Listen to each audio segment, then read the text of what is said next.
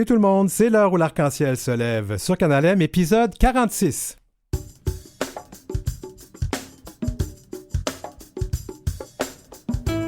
Au sommaire, Sophie Dupuis et son grand succès solo, un film avec le milieu de la drague comme toile de fond, ça tombe à point ces jours-ci. Ciseaux, un spectacle qui découpe en morceaux les stéréotypes sur les lesbiennes. De retour d'une tournée en Europe, nous rencontrons les comédiennes Mélodie Noël-Rousseau et Geneviève Labelle. Des nouvelles d'Europe aussi, tiens, avec la chronique Transatlant Queer avec Christophe Gérard. Et nous recevons Marie-Claude Johannis et sa chronique en toute fluidité. L'heure où l'arc-en-ciel se lève du 16 octobre 2023, nos ciseaux sont coupants, mais juste pour couper les clichés, les préjugés et la haine.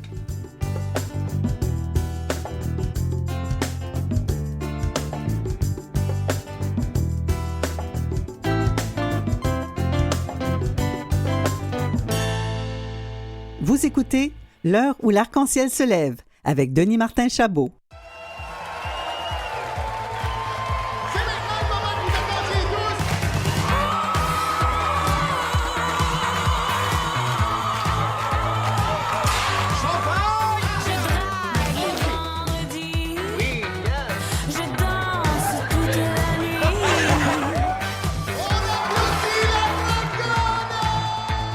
Ça fait du bien d'être anonyme un peu des fois. Ouais. J'ai rencontré quelqu'un. Je capote un petit peu. Votre mère revient pour un petit bout de temps. Oh my god! Pour de vrai? J'ai rien à y dire à cette femme-là. Tu pourrais venir voir un de mes shows? Écoute, avec mon horaire, je sais pas si je vais avoir le temps. Je peux pas gérer tes problèmes. J'ai ni la force, ni l'envie de ça dans ma vie. J'ai envie que ça explose, puis j'ai envie qu'il y ait des feux d'artifice, puis que ce soit beau. J'essaie de savoir si tu vas bien. Y'a rien! Ça va, ok? Lâche-moi! T'es rendu fou, c'est... Arrête de me dire que je suis fou, ok? Je suis pas fou! Fais-le encore, fais-le. Touche-moi, juge-moi encore. Use-moi, brise-moi, tue-moi jusqu'à la mort. Alors, ce qu'on entend là, c'est la bande-annonce du film solo. On n'a pas les images, mais même le son nous donne une bonne idée de ce qui se passe dans ce film. Alors, je vais vous dire un peu ce qui se passe cette semaine. On a décidé qu'on va prendre une pause des actualités troublantes. Entre le conflit israélo-palestinien puis la haine transphobe et homophobe qui déferle dans notre monde, on s'est dit qu'on avait besoin d'un peu de lumière. Puis je trouve que le film solo s'inscrit très bien dans cette optique. Nous recevons donc sa réalisatrice, Sophie Dupuis. Bonjour. Sophie, d'abord, quand on reçoit quelqu'un de nouveau à l'émission, on leur demande quels accords et quels pronoms on utilise avec toi. Moi, c'est elle, s'il vous plaît. Dans le féminin, c'est parfait. Et vous? Ah, moi, c'est masculin. Parfait. Oui, je vais très bien avec ça. Ah, j'aime bien. Alors, d'abord, on vient d'entendre un peu l'espèce de son, puis je pense que ça donne une idée de l'ambiance du film. Parle-nous un peu de ce film. Je vais te laisser le décrire parce que je voudrais pas divulgacher. Alors, je vais te laisser y aller.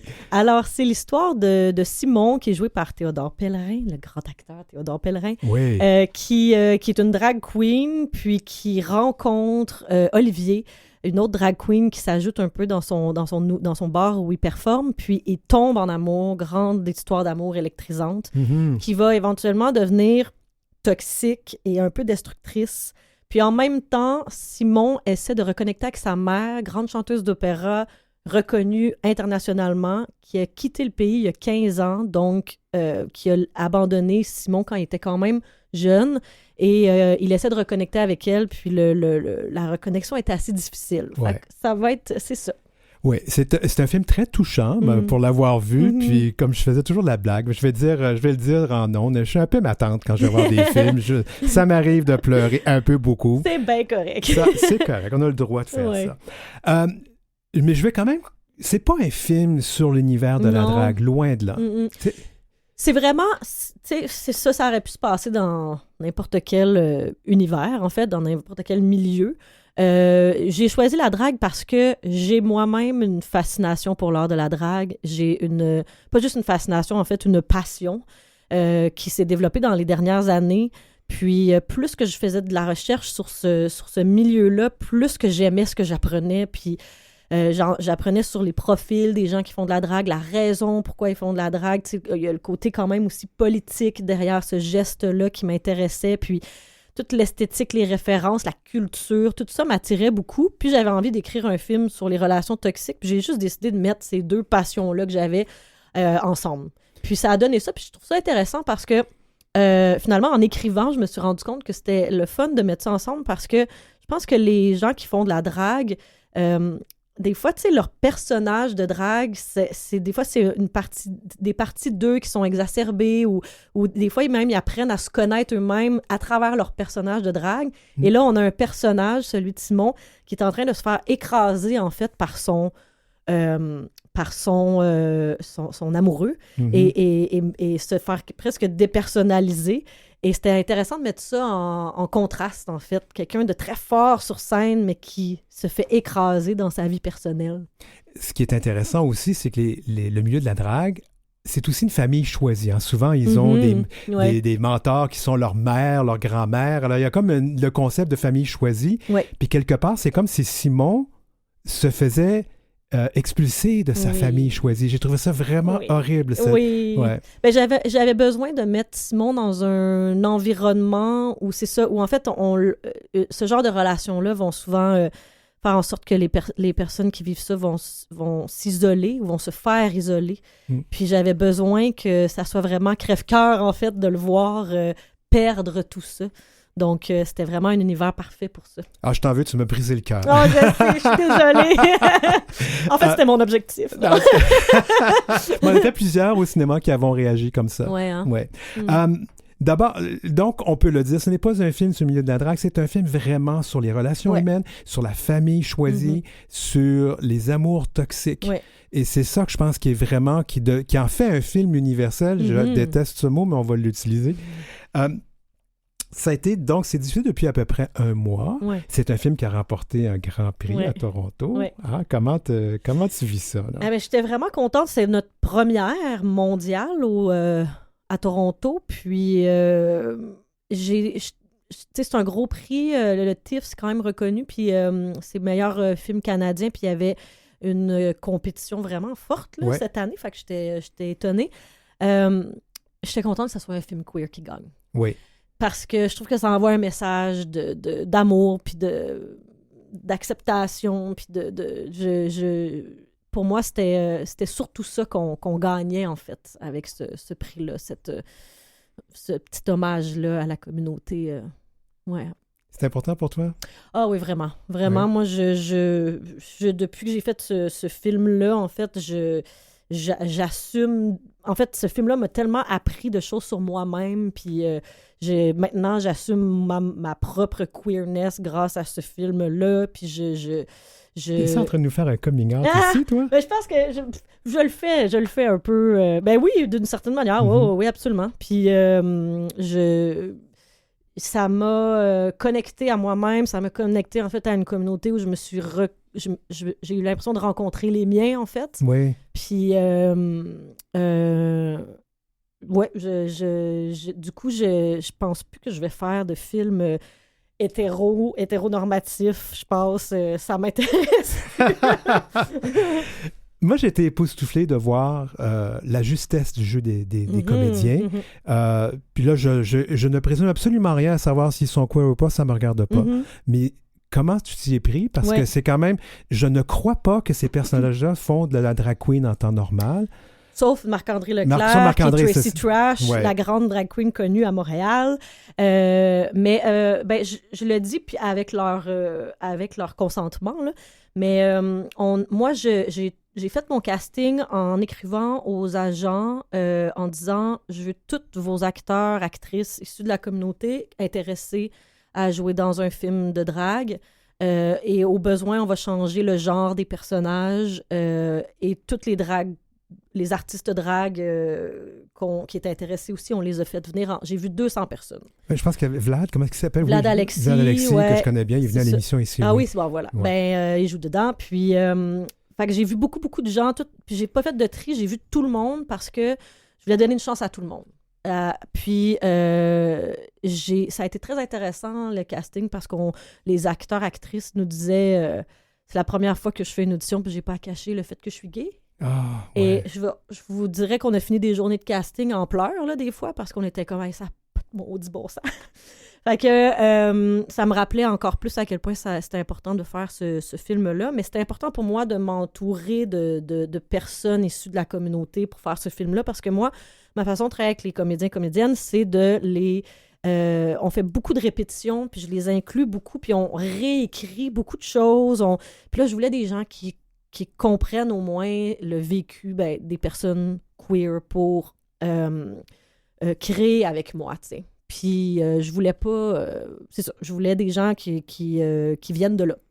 Peut-être pas de la drague, mais au moins qui ont un vécu queer. C'était important pour moi. Puis je pense que ça a apporté beaucoup. Puis après ça, ils ont fait des cours de danse, puis ils ont découvert leur propre drague. Ça aussi, c'était important pour moi.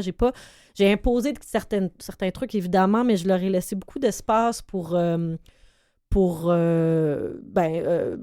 que c'est ça, que leur drague leur appartienne puis leur ressemble un peu à eux. Puis c'était vraiment un processus très, très le fun. En tout cas, on y a cru du début à la fin, parce que même si je savais intrinsèquement que tes personnages ou tes comédiens principaux n'étaient pas des personnes qui faisaient de la drague en temps normal, on n'avait pas l'impression que c'était nouveau. Ils ont travaillé fort, très, très, très fort, avec Gérard Reyes, un chorégraphe qui leur a donné beaucoup d'heures de cours, puis de chorégraphie. Puis oui, marcher et danser en talons, moi, je suis pas capable de faire ça, là. Je l'ai essayé. Fait que, tabarouette, c'est quelque chose. Fait que je suis bien impressionnée par leur travail.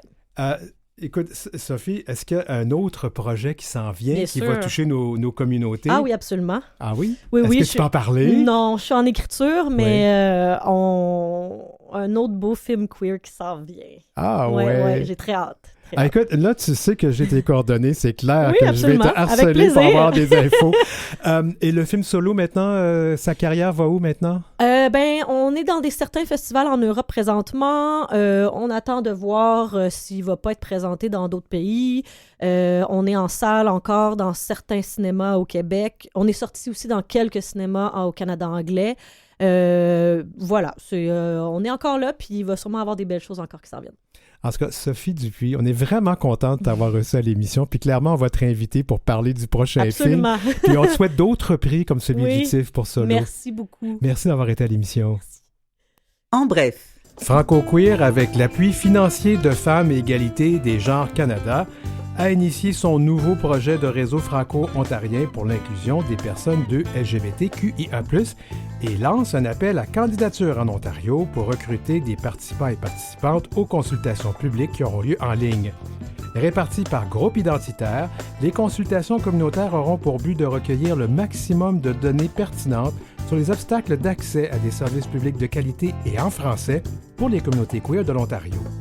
L'objectif du projet est d'outiller les organisations franco-albertaines pour qu'elles comprennent et maîtrisent mieux la pluralité identitaire et les enjeux de la diversité affective, sexuelle et ou de genre, et qu'elles aient les outils pour mieux servir les personnes de LGBTQIA+. Les données et statistiques récentes en Ontario continuent de rapporter des cas de discrimination et d'atteinte à la dignité de ces personnes. Il y a nécessité d'agir par des actions concrètes et coordonnées de tout le monde. Le projet cible et rassemble tous les acteurs et toutes les actrices servant les populations visées, jeunes, familles, aînés, nouveaux ou nouvelles arrivantes, dans tous les secteurs de la francophonie ontarienne, tous services confondus, incluant mais pas limités à l'éducation et la santé. Source Franco-Queer. Vous écoutez L'heure où l'arc-en-ciel se lève avec Denis Martin Chabot.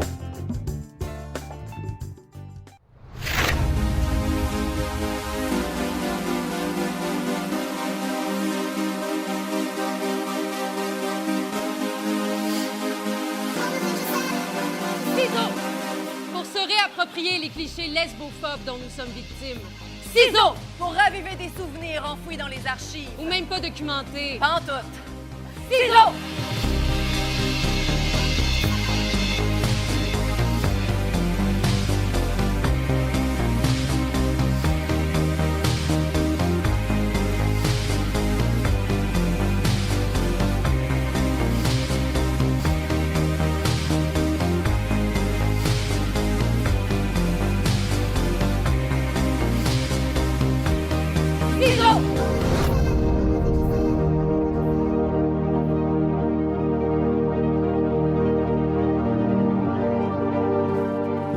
ciseaux des comédiennes Geneviève Labelle et Mélodie Noël Rousseau sont bien aiguisés. Avec leur humour acéré, elles tranchent dans les courants lesbophobes et découpent l'invisibilité en petits morceaux. C'est pas pire comme intro.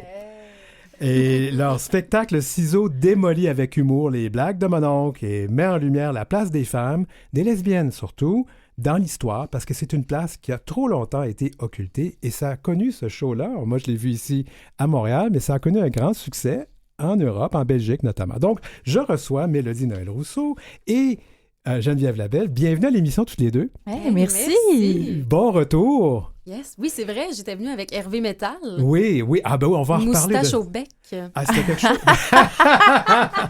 Puis je me rappelle quand je t'ai vu, je dis, t'as l'air de ça en civil. Je t'avais jamais rencontré avant, je me rappelle. Alors, Ciseaux, c'est un spectacle, c'est aussi un documentaire. Hein? C'est une espèce de jeu de mots qui renverse les clichés lesbophobes. Je pense qu'on fera pas la blague des ciseaux, on la connaît celle-là.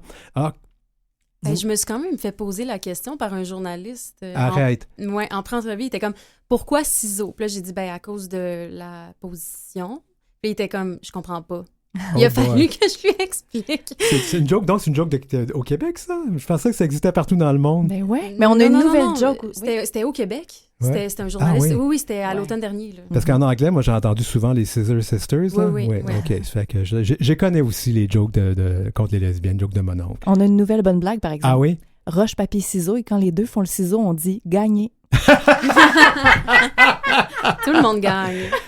Parlons un peu de votre spectacle. Je disais que donc, c'est un spectacle, c'est de la comédie, mais c'est aussi documentaire. Oui. Alors, puis je crois qu'il y a une grande recherche. Pourquoi, là, vous vouliez raconter quelque chose d'important là-dedans? Avec Pleurer dans la douche, le matériel documentaire est à la base quand même de la création. Pleurer dans la douche, c'est votre compagnie, c'est ça? Exactement, notre compagnie de théâtre qui existe depuis 2016 déjà. Mm-hmm. Donc, le matériel documentaire est à la base de la création. On va aller interviewer les gens. On va aussi créer ce matériel documentaire-là. Avec une ancienne création, Roquebière le documentaire, on s'est amusé à faire du lip-sync carrément sur les archives. Et là, dans Ciseaux, les entrevues ont servi plutôt de dialogue avec les comédiennes qui étaient sur scène pour mettre en valeur les voix des femmes. On s'est amusé à faire du lip-sync quand même sur des archives problématiques, pour mentionner entre autres Éric Duhem, qui mentionne que c'est fini les combats pour les homosexuels. Entre autres. Oui, mais les homosexuels, ça, les lesbiennes, ça compte pas. Mais non, c'est ça. Puis c'est fini, je sais pas, c'est fini pour lui parce que c'est pas tout à fait ça, mais en tout cas, lui, c'est pas. On l'a invité à l'émission ici, il a refusé de venir, je sais pas pourquoi. C'est parce que c'est le dernier gay. Mais oui. Ah, OK, ça fait que vous êtes pas gay, vous autres. Non, lui, c'est la fin de l'homosexualité, le dernier gay, c'est ça le titre de son livre. Oui, je sais, je l'ai lu. Ah, mon Dieu, pauvre toi, tu t'es affligé, ce supplice. Oui, puis c'est un livre qui est tellement pas factuel, il y a tellement d'erreurs, en fait, de fautes, de faits, il y a tellement de mensonges dans ce livre-là. Mais je le dis parce que je l'ai lu, puis je peux vous le démontrer qu'il y a des erreurs de fait. C'est ça. Mais oui, le documentaire est vraiment au cœur de notre pratique là, depuis le début avec Pleurer dans la douche, mais on va aussi mettre beaucoup de drague, beaucoup d'humour. Voilà. Parce que vous êtes dans une autre incarnation, vous êtes des drag kings aussi. Oui, Roquebière et Hervé Métal. Toi, c'est Hervé Métal, Geneviève. Oui, exact. Et ça aussi, pour vous, c'est important parce que ça vous sert à déconstruire des clichés, là. Oui, ben c'est sûr que pour nous, notre façon d'aborder le drag, c'est vraiment... on enfile les bottines d'un drag king en riant du patriarcat. Là, on se fait bien du plaisir. C'est vraiment avec humour qu'on approche cet art-là. Puis c'est ça, dans Ciseaux, au début, à la base de Ciseaux, on s'est demandé où sont les lesbiennes. Puis on est parti à leur recherche là, pendant plusieurs mois là, à chercher un peu l'histoire. On est allé aux archives LGBTQ, aux archives lesbiennes. On est allé rencontrer Diane Heffernan à Saint-Adrien, les Tout nus du rang 8. Ouais. Fait que c'est ça, on est parti aux quatre coins du Québec pour essayer de retracer un peu notre histoire. Puis au début, on voulait vraiment que les drag kings soient plus impliqués dans la création, mais finalement, c'est comme notre vécu de lesbienne a pris plus de place dans cette création-là. C'est important de parler de cette histoire-là, l'histoire des lesbiennes. Pourquoi? Parce qu'elle est invisibilisée, elle est nulle part. En fait, un peu comme toute l'histoire de la vie a été racontée d'un regard d'homme, souvent les hommes blancs cisgenres hétérosexuels. Voilà. Exactement. On va se le dire. Exactement. Puis même religieux. Ouais. Je rajouterais là, dans l'histoire. Puis c'est sûr que nous, à une certaine époque, les femmes se battaient pour avoir des droits, le droit de vote, le droit à l'avortement, le droit au salaire égal, alors que peut-être les personnes s'identifiant, pas s'identifiant hommes, plutôt les hommes, n'avaient pas à faire ces combats-là, fait qu'eux pouvaient se battre au complet juste pour être gays, tu sais. Ouais. Puis même dans les mouvements féministes, c'était divisé. Il y a Manon Massé qui fait un témoignage, entre autres dans le spectacle, qui mentionne cette division-là entre les luttes, les féministes qui ne voulaient pas être associées aux lesbiennes. Oui. Oui, Manon Massé, qui est pour ceux qui ne le savent pas, qui est une politicienne ici au Québec, ouvertement lesbienne, qui a été même porte-parole d'un parti politique, Québec solidaire. Comment votre spectacle, quand même, moi je l'ai vu, parle quand même du Québec surtout. Alors vous êtes allé en Belgique le faire? Ouais. Comment vous avez... Parce qu'il a fallu l'adapter, j'imagine. Ben, pas tant que ça. Puis on a même décidé d'amener Bibi, de Bibi et Geneviève. Déjà, on savait qu'il y avait un frein générationnel. Les plus jeunes ne savent pas du tout c'est qui Bibi. Donc, on se disait, est-ce qu'on l'amène à Bruxelles? Est-ce qu'on l'amène, notre belle marionnette faite par Angela Recenti, d'ailleurs, sa conceptrice costume merveilleuse? Mais à Bruxelles, en fait, en Belgique, dans les mêmes années, il y avait une marionnette un peu cringe comme Bibi qui s'appelait Blabla. Ouais. Fait qu'il était comme, c'est drôle, vous c'est Bibi, nous c'est Blabla, on comprend, tu sais. C'est comme, oui, ça parle de l'histoire de Montréal, mais ça parle des luttes queer. Puis ça, il s'est passé les mêmes choses partout, tu sais. Tout le monde a dû s'émanciper d'une façon ou d'une autre. Fait que les gens se sont reconnus là-dedans, se sont reconnus dans notre amour. Tu sais, c'est universel. Puis aussi, on se demandait cette barrière-là aussi par rapport à quand on est allé le présenter à Québec. Ouais. Parce qu'on dit tellement le mot Montréal, mais justement... Ouais, les gens de Québec, des fois, non. il y a comme un... Non, mais c'est vrai que c'est aussi les luttes québécoises. Oui. C'est des grands mouvements québécois qui ont, entre autres, appartenu à la ville de Montréal.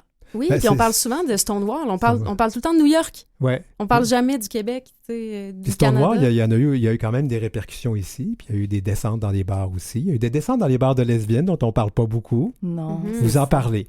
Il y a quand même quelque chose que je veux mentionner. Je veux pas quand même tout dire ce qu'il y a dans le show, mais moi, il y a un moment où ça m'a vraiment, pas choqué, mais ça m'a déçu. Il y a beaucoup des archives lesbiennes. Vous pouvez pas les utiliser ou il y a pas... c'est encore secret.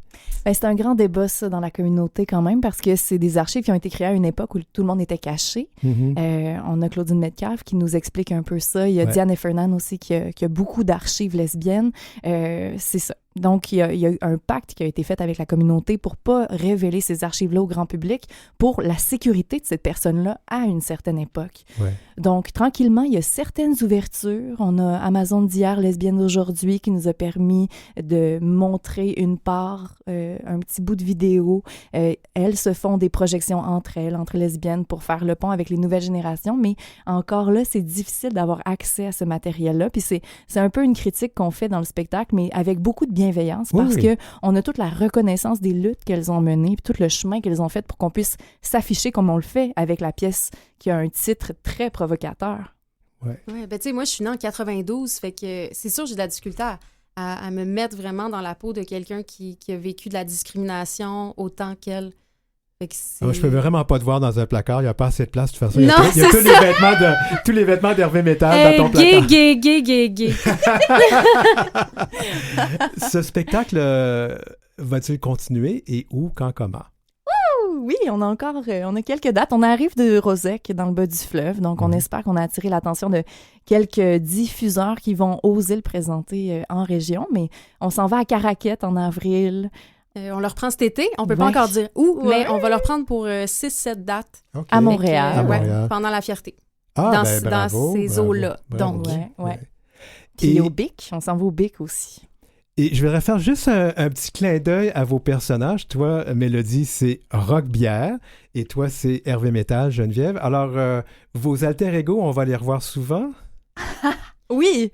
Justement, cette semaine, j'ai une croisière AML avec la belle Gabrielle de Québec. Là. On s'en va sur l'eau, sur le fleuve Saint-Laurent. Oui, on a des gigs vraiment spéciales, hein, comme drag king. Puis à la fin du mois, il y a les rendez-vous de la drague. En fait, c'est au Palais des Congrès, 2 jours. Il va y avoir des runways, des shows, des galas. Fait que venez nous voir. On va vendre des malade. Moustaches. Ouais. Pas des talons hauts, des moustaches? Ouais. Portez-vous des talons hauts de temps en temps, tu sais, tant qu'à faire? Oui, certainement. Ben, plus des plateformes. Plus plateformes, plus disco, genre. Mais Hervé Métal aime bien son petit talon haut des années 70. C'est ça. Ouais. J'aime bien ça. Faut vous voir, je sais que vous avez fait aussi, pendant la fierté, vous avez fait les spectacles Majestics. Ouais. Je l'ai manqué cette année, mais j'étais tellement débordé pendant la fierté. Ceux qui organisent des choses, on n'arrive plus à... Oui, toi, tu as plusieurs chapeaux en plus. Ouais, ben là, il y en a quelques-uns qui vont tomber bientôt. Ah, OK. En primeur. En primeur, ben oui, il y a ces choses qui arrivent. Et d'autres spectacles avec Pleurer dans la douche? Pleurer dans la douche, je travaille sur Explosion, qui va être présenté au printemps 2024. Ouais, on va faire péter ça, le patriarcat. C'est au théâtre Denis Pelletier. Oui, c'est ça. La salle Fred Barry, fait que voilà. La grande salle. Non, la petite salle. C'est la petite. OK, c'est la petite. Oui, Fred Barry, c'est la petite salle. Mais quand même. Un show punk dans la petite salle. Ouais. Ah, vous allez faire encore du bruit. Oh oui, ça va péter. Et moi, je rappelle aux gens que vous avez été les premiers drag kings à avoir fait l'heure du conte. En français, et en français, je pense que c'est dans le monde entier, on a fait ça ici, à Montréal. On savait même pas qu'on était précurseurs. Ben oui. C'est grâce à toi, tout ça, c'est grâce à toi. Pendant Fierté littéraire, oui, parce que, je vais le dire parce que je suis directeur artistique de Fierté littéraire. Geneviève et Mélodie, merci beaucoup d'avoir participé à l'émission. C'était vraiment le fun. Vous êtes toujours aussi drôles et toujours avec le beau sourire. Puis on vous en souhaite d'autres, pas des ciseaux, mais des représentations de ciseaux. Tiens. Super, Merci beaucoup.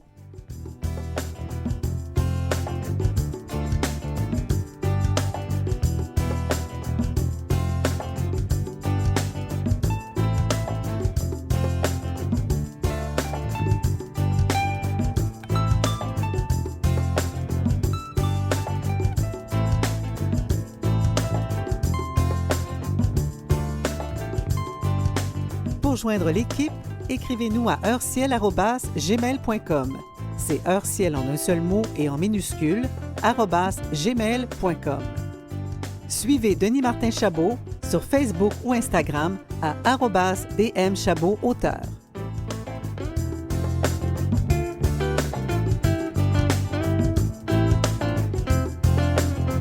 En deuxième partie, on va recevoir Christophe Gérard en direct de Paris.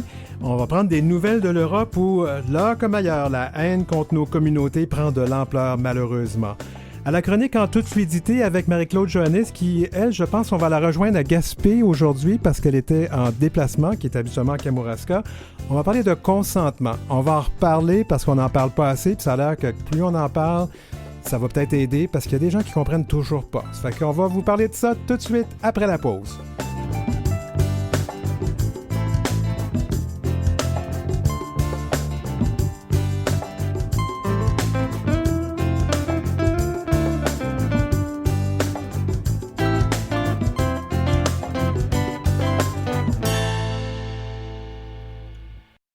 Au quotidien. On est de retour à l'heure où l'arc-en-ciel se lève à Canal M, épisode 46.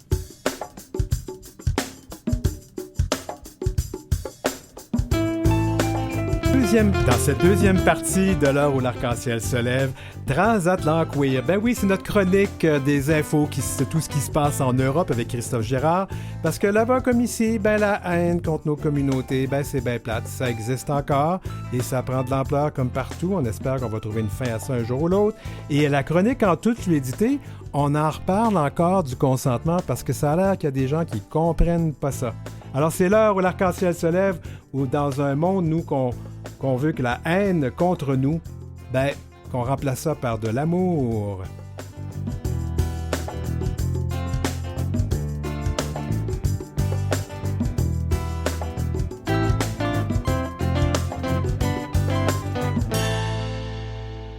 C'est l'heure où l'arc-en-ciel se lève avec Denis Martin Chabot. Transcontinent queer. Enjeux et réalité queer d'un océan à l'autre.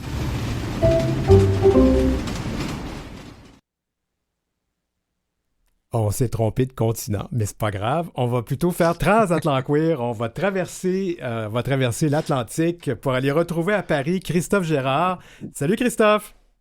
Bonjour, tu m'entends? Oui, très bien. Alors aujourd'hui, on va parler de harcèlement scolaire.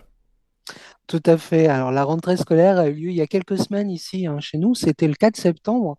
Et très rapidement, le harcèlement scolaire s'est invité à nouveau sur le devant de la scène, puisque le lendemain, le 5 septembre, on apprenait le suicide d'un jeune homme de 15 ans, Nicolas, qui était victime de harcèlement scolaire l'an dernier.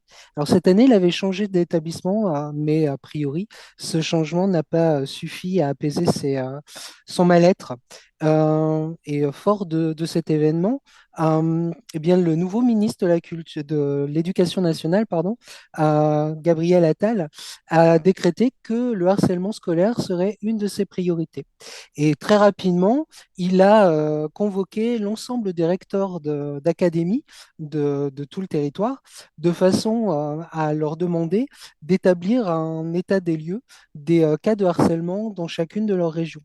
Alors, ce rassemblement a eu lieu le 18 septembre et le but de la manœuvre, c'était de mettre en place un véritable électrochoc par rapport à ce harcèlement scolaire, tant sur les équipes éducatives, mais également dans toutes les structures qui accueillent des jeunes, et notamment les structures sportives. Je vais te demander, Christophe, de juste bouger ton microphone parce on entend des grichements. Cet électrochoc, Christophe, est-ce il a eu lieu très rapidement? Très rapidement, puisque le jour même, on apprenait l'arrestation d'un jeune homme de 14 ans dans des conditions un peu particulières, puisque ça a eu lieu au sein de sa classe et devant ses camarades. Alors, les conditions de cette interpellation ont ému bien évidemment les parents d'élèves et également certains de nos politiques, bien plus que les faits qui lui sont reprochés. Et quels sont ces faits, justement? Des faits qui sont relativement graves, hein, puisque durant le week-end qui a précédé son arrestation, il a tenu des propos à la fois transphobes et homophobes auprès d'une jeune fille de 15 ans, une jeune fille trans de 15 ans, via Instagram. Et il a également proféré des menaces de mort et de l'incitation au suicide. Bon, sans trop être dans les déclencheurs, mais est-ce qu'on peut avoir une idée de la teneur de ces propos-là? Ouais, c'est des propos qui étaient relativement violents, hein, puisque si on reprend ce qu'il a dit, en gros, c'était on va t'égorger, on va te faire une Hitler, on va te faire de la propagande avec ta tête, ferme ta gueule, si tu ne veux pas être traumatisé, j'ai une haine envers ta race, casse-toi, va mourir, suicide-toi, sale pédé, travelot. Ouf, ouais, c'est assez violent. Alors, j'aurais dû faire un trigger warning, comme on dit en bon franglais. Est-ce que les choses sont allées très vite après ça? Tout à fait. En fait, déjà, la victime a eu un bon réflexe puisqu'elle en a parlé à son père qui a porté plainte dès le lundi. Et entre le dépôt de la plainte et l'arrestation de ce jeune homme, il s'était collé à peine 6 heures. Alors, ce qu'il faut saluer, c'est vraiment que la parole de la victime a été prise en compte et que le caractère aggravant de l'homophobie et de la transphobie a été reconnu dans ces faits. Alors, dis-moi, maintenant, est-ce que le gouvernement a pris des mesures contre tout ça, là? Bien, tout à fait. Ce qu'il faut savoir, c'est qu'il y avait déjà un plan qui était en place et qui était testé dans certains établissements scolaires, un plan qui s'appelle phare. Et le 27 septembre, Elisabeth Borne, notre première ministre, a annoncé des mesures complémentaires à ce plan, puisqu'il va être généralisé à l'ensemble des établissements scolaires en France. Des mesures donc qui vont dans plusieurs sens. D'abord, dans la plupart des cas de harcèlement scolaire, ce qui était préconisé, c'était le changement d'établissement, non pas pour le harceleur, mais pour la victime qui se trouvait à être doublement punie finalement. Aujourd'hui, ce sont les harceleurs qui vont devoir changer d'établissement scolaire. Il y a une prise en compte également du cyberharcèlement. On sait que c'est souvent la continuité en fait, hein, du harcèlement scolaire, et notamment le cyberharcèlement qui est fait pour des élèves d'autres établissements que ceux des harceleurs. Une mise en place d'un numéro unique, d'appel unique, le 3018. Actuellement, il y en a deux, hein, pour le harcèlement et le cyberharcèlement. Là, il n'y aura plus qu'un. Également, une chose qui est intéressante, qui vient du Danemark, des cours d'empathie. Et je pense que c'est une bonne chose, de façon à faire en sorte que chaque communauté, chaque élève, quelles que soient ses différences, se sent reconnu par ses petits camarades. Et puis, en termes de mesures, on va dire judiciaires, deux choses. D'abord, l'interdiction des réseaux sociaux et la confiscation du téléphone pour les harceleurs. Alors, ce sont des mesures qui sont compliquées à prendre, mais qui peuvent être prises et je pense que ça a du bon. Ce qu'il faut savoir, c'est qu'en France, le harcèlement scolaire, c'est pas marginal, hein, puisque selon les chiffres qui ont été communiqués par le gouvernement, c'est 1 million d'élèves qui ont connu une situation de harcèlement dans les 3 dernières années, ce qui représente à peu près 2 élèves par classe, donc c'est pas anodin. 1 million, c'est beaucoup de monde, hein? Alors, C'est énorme. tu voulais mettre un carton jaune aux journalistes, c'est une expression de foot, là, mais oui, allons-y. Mais oui, mais tout à fait, parce qu'en fait, pour préparer la chronique, j'ai eu l'occasion de lire pas mal d'articles qui relayaient les faits dont je viens de parler, et j'étais surpris que beaucoup de journalistes ont mégenré en fait la jeune victime. Donc, je pense qu'il y a un travail à faire pour les journalistes lorsqu'ils relaient des informations concernant la communauté queer et notamment la communauté trans. Oui, puis ça devrait être fait ici au Québec, d'ailleurs, en passant. Tu vas nous parler maintenant d'une décision de justice qui est tombée le 9 octobre dernier. Oui, alors, comme au Québec, ici, il y a aussi des lectures pour enfants qui sont organisées un peu partout et animées par des drag queens. Et en mai dernier, il y a eu une lecture pour des enfants de 3 à 6 ans animée par 3 drag queens dans une petite commune bretonne qui s'appelle Saint-Senou. Alors, comme c'est le cas, je pense, au Québec, hein, puisque j'ai eu l'occasion d'entendre certaines histoires, ça paie pas à tout le monde et il y a certaines personnes qui essaient d'empêcher ce genre d'événements culturels. Et c'est ce qui s'est passé dans cette commune, puisque l'événement avait lieu au sein de la médiathèque de la ville. Et il y a une contre-manifestation qui a été organisée par un groupuscule qui s'appelle l'Oriflamme Rennes, qui a été monté par un activiste d'ultra-droite qui s'appelle Paul Carton. Et donc, c'est une vingtaine d'individus qui se sont présentés devant la médiathèque, tous habillés en noir et masqués, bien évidemment, hein, courageux comme toujours, pour pas qu'on les reconnaisse, et en scandant des slogans qui allaient de moins de trans, plus de France, LGBT dégénéré, ou encore non aux drag queens dans l'espace public. Cette manifestation n'était pas autorisée par les autorités et par conséquent, Paul Carton, qui était à l'instigation de ce phénomène, il a été arrêté et accusé d'organisation de manifestations non autorisées, d'injures publiques et d'appel à la haine. Euh, il faut dire qu'il reprochait à la mairie notamment de faire des enfants de la chair malléable pour ses délires décadents. Donc là aussi, hein, toute la mesure est donnée au phénomène. Donc il a eu un procès qui s'est tenu le 11 septembre dernier. Donc procès pendant lequel il n'a eu aucun regret par rapport à ses agissements en disant qu'il recommencerait si c'était nécessaire. Ah, charmant personnage, oui. Mais tout à fait, Ouais. oui. Et donc, la décision de justice a été mise en délibéré et elle est tombée le 9 octobre. Il a été condamné à 4 mois de prison, 500 euros d'amende et il va devoir également verser 800 euros aux 3 parties civiles qui se sont présentés lors de son procès.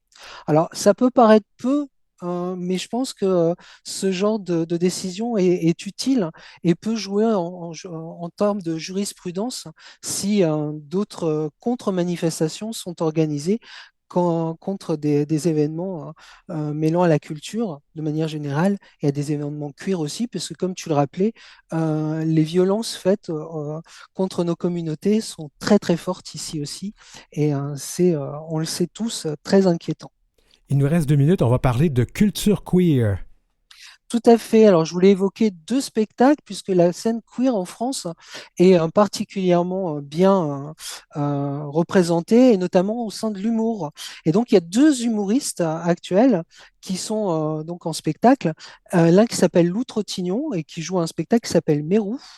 L'autre, c'est Charles Elie qui joue dans un spectacle qui lui s'appelle Masculin. Alors, Lou Trottignon, c'est la première personne trans à faire du stand-up ici en France. Et Mérou, pourquoi son spectacle s'appelle comme ça? Tout simplement parce que en tant que personne trans, il a cherché un modèle de personnes, enfin de créatures pouvant changer de genre au sein de sa vie. Et il se trouve que le Mérou a cette possibilité-là. Donc Lou a décrété qu'il serait du genre Mérou. C'est un spectacle qui est très très drôle, très bien écrit, avec des punchlines qui font mouche. C'est à la fois aussi très touchant parce que Lou est un personnage très paradoxal et donc c'est vraiment très très, ça fait mouche à chaque fois et c'est vraiment très très bien fait. Ça s'adresse bien évidemment à la communauté trans, mais pas seulement.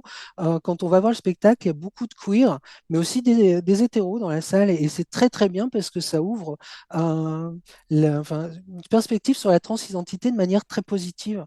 Et vraiment, c'est vraiment quelqu'un à aller voir et j'espère qu'il traversera l'Atlantique pour aller vous voir parce que c'est vraiment très très bien. L'autre spectacle, c'est donc Charlie dans Masculin. Alors là, on est dans un autre domaine, hein, puisqu'on parle de masculinité et des modèles virils tels que les normes de notre société patriarcale les imposent, et aux difficultés d'être un homme quand on est, par exemple, efféminé dans la communauté queer. C'est pas toujours simple. Donc c'est là aussi très très drôle. C'est fait avec énormément d'humour et les deux spectacles sont construits autour des histoires des deux humoristes et on rit beaucoup. Et alors, sans vouloir spoiler le deuxième spectacle, celui de Charlie, il est très musical son spectacle et il parle notamment, il y a une des chansons de Céline Dion, Prière païenne. Alors, quand on voit son spectacle, quand on écoute après la chanson de Céline Dion, on ne l'écoute plus vraiment de la même manière et c'est vraiment très très drôle. Ils se jouent tous les deux le jeudi soir, Lou à 19h30 dans un théâtre qui s'appelle La Nouvelle Scène, un théâtre péniche près de Notre-Dame. Et Charlie, lui, est dans le quartier de Pigalle dans un théâtre qui s'appelle le Théâtre Le Bout et qui, lui, joue à 21h30, 21h15, donc tous les jeudis. Les spectacles sont vraiment en construction permanente puisqu'ils évoluent en fonction de leur propre histoire et de ce qu'ils vivent au quotidien. Donc je vous les conseille vraiment très très fort parce que ça fait du bien de rire dans des endroits qui sont space et safe et c'est vraiment très très bon. Ce qu'on appelle ici au Québec des espaces bienveillants. On va s'arrêter là-dessus. Christophe Gérard à Paris, merci beaucoup d'avoir été avec nous. Merci à toi et au mois prochain et bravo pour tes émissions parce que je les écoute et j'adore. Merci, c'est gentil. En bref. Au Liban, la campagne contre les communautés queer fait craindre pour les libertés. Depuis plusieurs mois, les membres de ces communautés au Liban sont la cible d'une campagne hostile qui s'intensifie, suscitant l'inquiétude des militants face à une restriction des libertés dans ce pays multiconfessionnel. Des défenseurs des droits humains et des membres des communautés queer ont affirmé à l'agence France Presse avoir été harcelés et avoir même reçu des menaces de mort. Une véritable hystérie vise les produits arc-en-ciel avec des appels au boycott. Des politiciens de tous bords ont été en première ligne de cette campagne qui coïncide avec une proposition de dépénalisation de l'homosexualité. Le 30 septembre, un groupe d'hommes s'érigeant en défenseurs des valeurs familiales a violemment attaqué une marche de la société civile, proférant des insultes homophobes et agressant des manifestants. Le Liban est considéré comme plus tolérant que d'autres États arabes vis-à-vis de l'homosexualité, mais au cours des dernières années, les autorités ont annulé des activités des communautés queer, des militants ont été harcelés et le ministère de l'Intérieur a demandé en 2022 aux forces de sécurité de réprimer des événements, et je cite, « promouvant la perversion sexuelle ». Source Committed. Vous écoutez L'heure où l'arc-en-ciel se lève avec Denis Martin Chabot.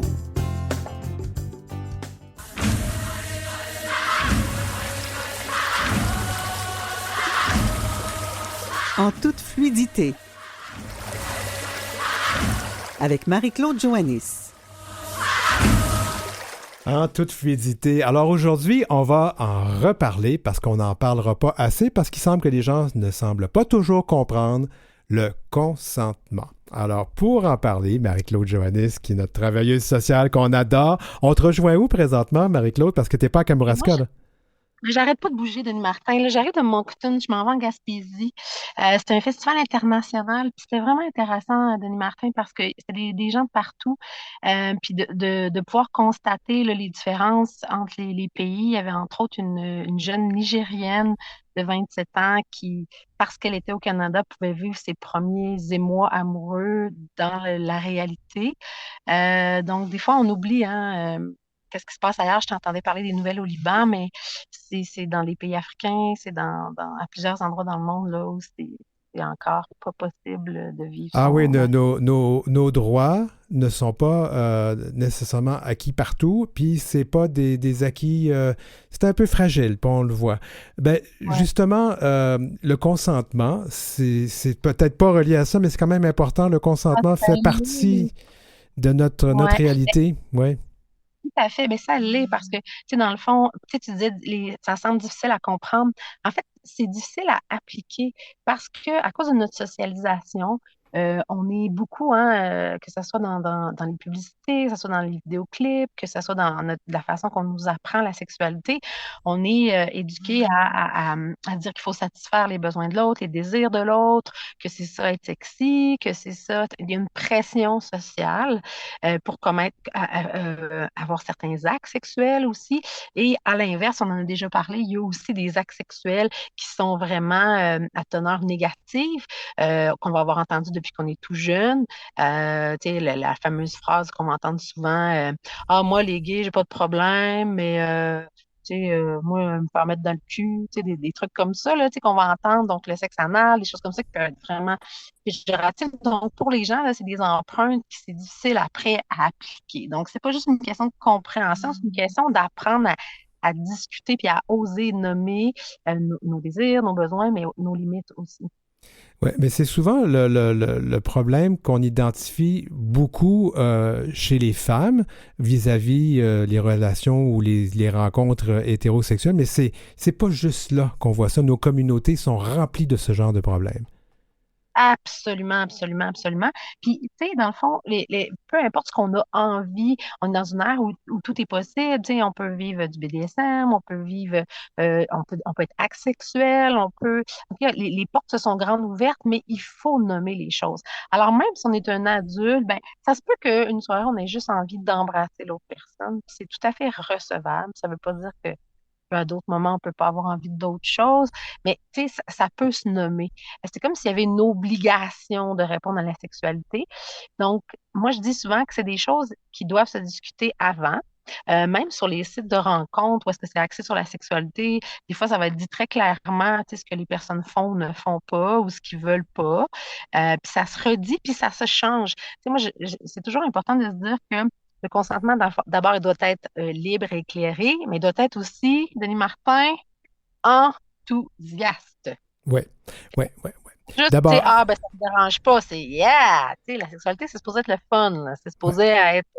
On n'est pas supposé se faire violence, là, tu sais. Ben, d'abord et avant tout, quand on dit que c'est éclairé, quand tu es dans une situation avec une personne qui est intoxiquée, le consentement, il n'est pas éclairé. Non, tout à fait. Il ne peut pas y avoir de consentement quand la personne est intoxiquée. D'ailleurs, à Moncton, c'était bien à l'université, il y avait dans les miroirs des salles de bain, justement, c'était écrit ça. Je trouvais ça très bien. J'étais là, waouh, il y a des belles initiatives de plus en plus. Non, effectivement, parce qu'on n'est pas en mesure de prendre des décisions. Donc, ça se peut que la drogue qu'on ait consommée ou qu'on nous ait fait consommer à notre insu, ça c'est encore moins bien, mais ça peut arriver, fasse en sorte qu'on ait moins d'inhibition, donc moins de gêne. Ça se peut aussi que ça nous donne des sensations dans notre corps qui soient plus exacerbées. Donc, on est plus d'envie à la sexualité, tout ça, mais ça ne veut pas dire que, donc ça peut altérer un peu ce qu'on aurait fait normalement ou, par exemple, on n'utilisera pas de protection alors que pour nous, c'est important ou des choses comme ça. Donc, oui, quand on est en état, quand on n'est pas dans notre état normal, on n'est pas en mesure de prendre, de faire un choix éclairé. Puis, c'est à l'autre aussi d'en tenir compte et surtout de ne pas profiter de cette situation-là. Donc, quand une personne avec nous est dans cette situation-là, ben, oh, OK. Pour ça que c'est bien d'avoir des discussions sur la sexualité quand on n'est pas en train d'avoir une relation sexuelle. Donc, quand on n'est pas, parce que quand on est dedans, ben, c'est comme un jeu, c'est comme, on est déjà dans l'excitation, tout ça, fait que c'est bien de mettre des balises à l'avance, mais ça n'empêche pas que pendant l'acte sexuel, à tout moment, ben, l'autre ne peut pas deviner ce qu'on aime, ce qu'on n'aime pas, ce qu'on a le goût, ce qu'on n'a pas le goût, et ça peut changer. OK, au cours d'une relation sexuelle, ben, ça se peut que j'avais le goût de faire, par exemple, j'avais le goût du sexe oral, ça me tentait, mais hop, Oups, on a un petit problème de communication avec Marie-Claude. Alors, il se peut donc que la personne change d'avis pendant la relation sexuelle et dit ça me le tente plus. Je suis en train de revoir les notes que j'avais sur cette entrevue. Alors, Oui. Marie, oui, alors c'est ça. Je disais que il se peut que pendant l'acte sexuel, la personne avec qui on est avait peut-être consenti, mais ça ne tente plus de faire certaines choses et ça, on peut changer d'idée. mais c'est très fréquent, en fait. Puis c'est un peu ça, hein. Tu sais, la sexualité, c'est quelque chose de vivant. Hein, c'est quelque chose qui est pas, c'est pas une routine, c'est pas on fait ça, après ça, on fait ça, après ça, on fait ça, tu sais. Ça suit au rythme des odeurs, au rythme de la complicité avec la personne, avec le rire, avec les différentes choses qui vont nous exciter ou pas. Le téléphone sonne, whoop, ça change le mood, tu sais. Fait que c'est quelque chose qui est toujours en construction. Donc, on peut pas dire, ah ben oui, ça me va, puis ça va m'aller jusqu'au bout, tu sais. On sait pas vraiment comment notre corps va réagir, il réagit pas de la même façon, et pour l'autre non plus. Donc, c'est une danse, hein, c'est une communication. Donc, c'est pour ça que il n'y a pas Puis c'est sexy, tu sais, aussi de se nommer qu'est-ce qu'on a envie, où est-ce qu'on a envie d'être touché, de quelle façon, puis C'est puis pas de donné à nommer tout le aussi. monde. C'est pas donné à tout le monde parfois de le faire, mais ça, c'est quelque chose qui devrait peut-être être enseigné aux gens que, oui, tu devrais pas avoir honte, puis parle de ce que tu veux, puis parce que présentement, les gens n'ont pas cette éducation-là. Là, je suis tout à fait d'accord. Il y a différentes façons de le faire. Si pour nous, c'est difficile de le faire à l'oral, ben c'est possible de. Le jeu de mots avec sexe oral, mais c'est pas ça du tout. Si c'est difficile pour nous de le dire, de le nommer de vive voix, ben, on peut le faire par écrit. Oui. On peut l'envoyer par texto. Puis ça peut être sexy aussi de le faire. Tu sais, dire, hey, moi, ce soir, j'ai envie d'être dans tes bras, j'ai envie qu'on s'embrasse, ou j'aurais envie de te faire telle chose, de te manger de ci, de ça. Puis après ça, ben, ça peut être comme un teaser aussi. Puis une fois fait qu'on peut nommer les choses qu'on a envie. Fait que des fois, c'est moins gênant parce qu'on n'a pas le regard de la personne en face de nous. Puis ça ouvre déjà le dialogue. OK, parce que peut-être que l'autre va être plus à l'aise de dire, ah oui, tu m'as dit que tu aimais telle chose ou que telle chose. Tu sais, ça tente-tu? Tu sais? Fait que ça aussi, tu sais, on peut se poser des questions au fur et à mesure, s'entraider aussi. Puis, c'est une question d'écoute aussi, parce que, tu sais, le corps parle aussi, hein. Ouais. Quand la personne est enthousiaste, ben, tu sais, ça se voit d'une certaine façon, tu sais. Fait que c'est un peu ça aussi, tout le mouvement actuel d'avoir une sexualité où est-ce que les deux personnes sont épanouies. Ils sont pas juste comme consentantes, tu sais. Et consentantes dans le sens du, ben oui, vas-y, tu sais, c'est correct, mais j'ai pas vraiment le goût, tu sais. C'est un peu ça, tu sais. Parce qu'on. Fait que l'autre chose, Oui, vas-y. oui, l'autre chose importante dont je voulais parler aujourd'hui, qu'on n'avait pas parlé, c'est la sextorsion. Ah. Donc ça, sextorsion, c'est en fait utiliser des images, dans le fond, par exemple, si les fameux dick pics, où si on envoie des photos de nos organes génitaux, des photos d'autres parties de notre corps. Donc ça, c'est à faire extrêmement attention. Si on a une sexualité en ligne avec une personne qui est plus loin. Donc ça, c'est sûr que c'est à faire très, très, très attention parce que, dans le fond, quand on le sait, là, sur Internet, les images ne nous appartiennent pas. Donc, si on s'envoie des photos, ben, c'est sûr que les photos, malheureusement, peuvent être utilisées pour nous faire chanter parce qu'il n'y a pas grand monde qui ont le goût d'avoir que leurs collègues de travail, par exemple, aient leurs photos où est-ce qu'ils sont dans des positions sexuelles ou autres affichées dans le milieu de travail ou juste sur leur mur de réseaux sociaux. Donc, il y a beaucoup ça existe, là, puis c'est quand même plus fréquent qu'on pense. Puis c'est pas seulement les adolescents qui sont susceptibles là, de se faire attraper par ça. Beaucoup d'adultes aussi dont c'est le cas. Quand on fait des rencontres en ligne, il faut faire attention. Il y a des gens que c'est leur métier, là, qui se spécialisent à mettre des gens dans leur filet, à avoir des photos. Ah, t'es loin, envoie-moi une photo. Ils commencent doucement, puis après ça, ils utilisent ces photos-là pour avoir de l'argent. Donc, c'est ça. Fait que ça, c'est à faire très, très, très attention.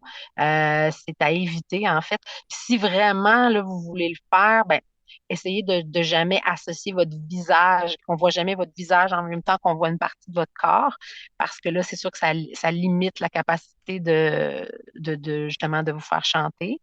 Mais c'est ça, c'est des choses qui sont vraiment, malheureusement, qui créent beaucoup de dommages, de victimes. Puis si jamais, ben, écoute, ça peut arriver à tout le monde de flancher ou de penser pouvoir vraiment faire confiance à la personne, puis que ça soit pas le cas. Donc, si ça arrive, là, c'est important d'aller à la police pour nommer. Là, il y a des lignes aussi particulières pour pouvoir dénoncer ça, parce que ces gens, comme je disais, il y a certaines personnes qui le font en répétition. C'est un acte criminel. Là, on n'a pas le droit d'utiliser les photos de quelqu'un puis de les diffuser. S'il n'a pas consenti. Hein? On est encore dans le consentement. Écoute, Marie-Claude, on va devoir s'arrêter ici, mais tu avais mentionné quelque chose sur le BDSM, puis je pense que c'est quelque chose dont on devra parler. Non pas que c'est quelque chose qui m'excite, là, mais je trouve que c'est important d'en parler parce que quand c'est consenti, une sexualité consentie est toujours une belle sexualité. Fait qu'on en rediscutera notre prochaine chronique, probablement. C'est sans fin, c'est un sujet passionnant. Ben, merci beaucoup, Marie-Claude Johannis. Merci. Allez, bonne journée. Bonne journée. Pour joindre l'équipe, écrivez-nous à heureciel@gmail.com.